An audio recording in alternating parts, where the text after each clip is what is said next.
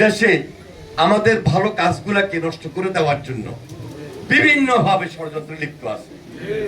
এই ব্যাপারে সজাগ থাকতে হবে, সতর্ক থাকতে হবে।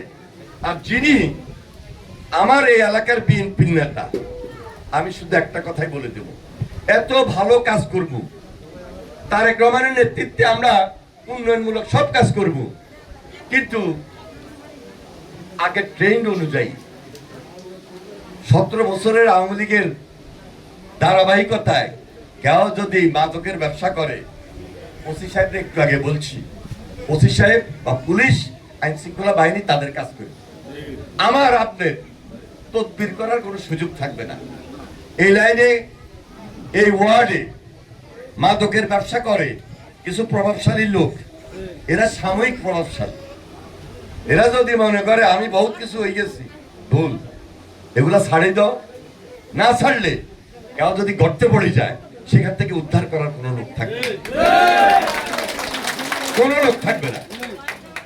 ওসি সাহেব আমার পাশে আছে, কথাগুলো শুনছে, উনি ওনার ব্যবস্থা নেবে। প্রশাসনিক কাজ প্রশাসনিক গতিতে চলবে, রাজনৈতিক কাজ রাজনৈতিক গতিতে চলবে। আইন শৃঙ্খলার অবনতি কেউ ঘটাবে, তার বিরুদ্ধে সঙ্গে সঙ্গে ব্যবস্থা হয়ে যাবে। শান্তিপূর্ণ ভাবে থাকার জন্য, বসবাস করার জন্য 17 বছর আন্দোলন করছি, সংগ্রাম করছি। তাহলে এখন যদি শান্তি না হয়, আর কবে শান্তি হইব?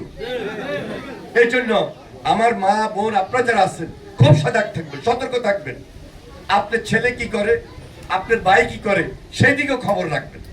কোনোভাবেই আপনার বাড়ির আশেপাশে মাদকের ব্যবসা করে, সঙ্গে সঙ্গে সবাই একটা সামাজিক ভাবে ঐক্যবদ্ধ হয়ে যাবেন। এটাকে বলে সামাজিক আন্দোলন। দেখবেন এই এলাকার মধ্যে মাদক ব্যবসা করার মতো, মাদক সেবন করার মতো আর সুযোগ কেউ পাবে না।